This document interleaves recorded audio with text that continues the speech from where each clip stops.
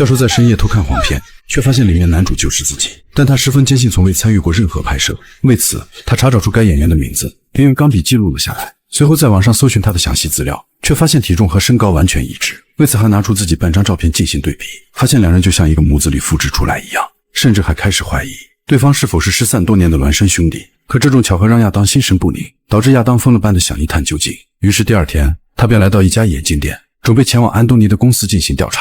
本就没有太多跟踪经验的他，试图在门口进行动手，可连续过去了几个小时，也依旧没有看见安东尼的身影。于是他尝试在门口等待，趁着有人进出大门的空隙，迅速向着大门跑去。进入大厅后，却发现有保安看守。为此他本想装作若无其事地走过，但还是被门卫一眼发现。Anthony?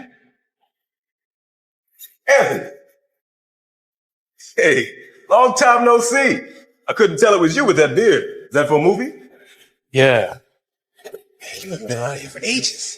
这突如其来的搭讪让亚当瞬间不知所措，只能谎称是来公司拿遗忘的文件。可令他没想到的是，正好门卫这就有一封安东尼的信。于是他拿着信件飞速跑出大楼，然后快速地躲进车里，并毫不犹豫地将信件打开，却在里面找到了安东尼的住所。随后便开车来到附近，找到小区旁边的公用电话，立马拨通了安东尼家的号码。然而接电话的正是安东尼的妻子，他不仅没有对亚当产生怀疑，还不停地呼叫着安东尼的名字。显然对方误认为自己就是安东尼，这让亚当细思极恐。这个安东尼不仅和他外貌相似，就连声音也是如此相像，以致他的妻子都无法辨别真假。这下亚当彻底慌了，完全不明白到底是怎么一回事。在经过一番激烈的思想斗争，亚当再一次拿起电话，这次电话正是安东尼本人接听。慌忙的亚当语无伦次，导致安东尼以为他就是个骗子。如果亚当再打来骚扰，将会以报警的方式进行处理。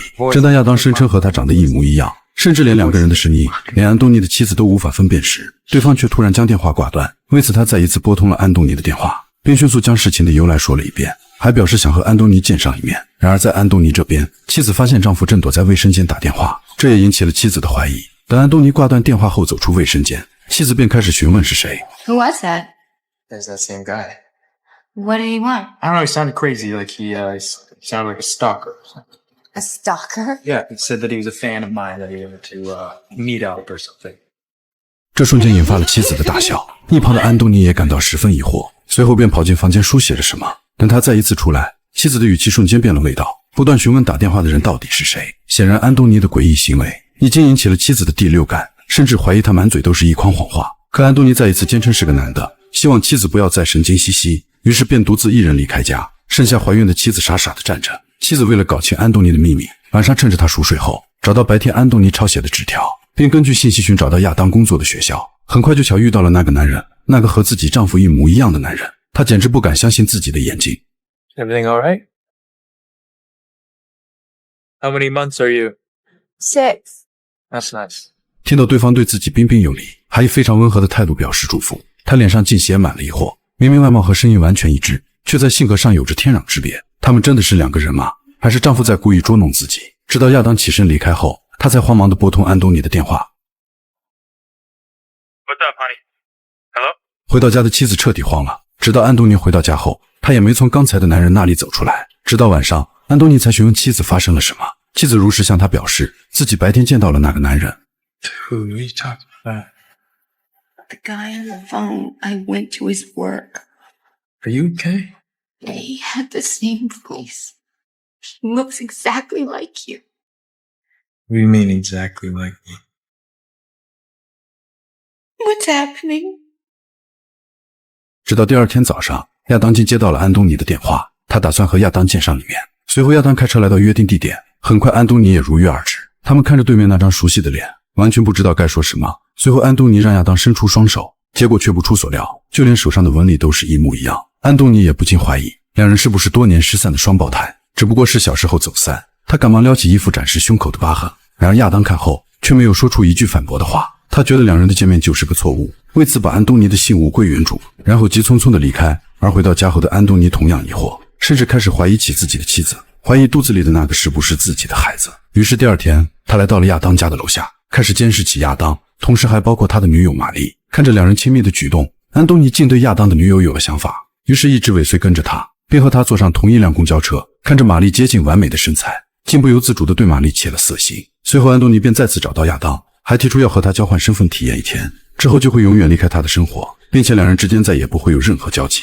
殊不知这将是两人噩梦的开始。可面对凶神恶煞的安东尼，亚当只好答应了下来。但安东尼换好自己的衣服离开后，他便来到了安东尼的住所。门卫经立马帮他打开门。当得知亚当忘记携带钥匙，赶忙贴心地护送他回家。然而在电梯里，门卫跟他述说着一些奇怪的事，可亚当却对此一无所知，只能象征性地点点头。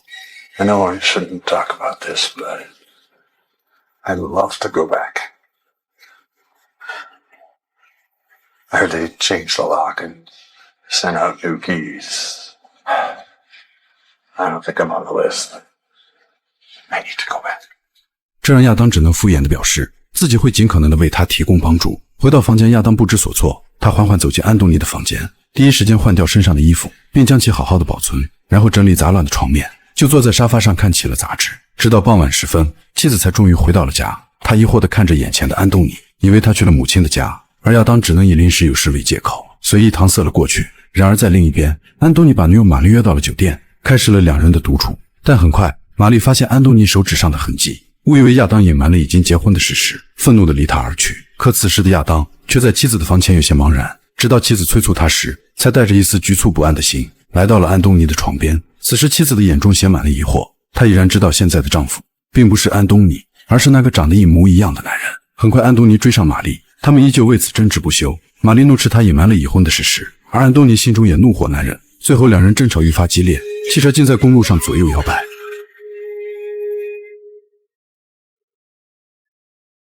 第二天，亚当自然地穿上安东尼的衣服，可在整理着装时，却发现了上衣口袋里的信封。他果断打开，里面竟然有一把钥匙，这让亚当似乎又想到了什么。随后等妻子回到房间，他又端详起了那一把钥匙。Alan, did you plan on doing something tonight? Because I think I have to go out. 等了很久也没得到回应，于是他转身就要去寻找妻子，结果一个转头，影片就到这里全部结束。其实亚当和安东尼就是同一个人，并且电影中的妻子才是那个明白人。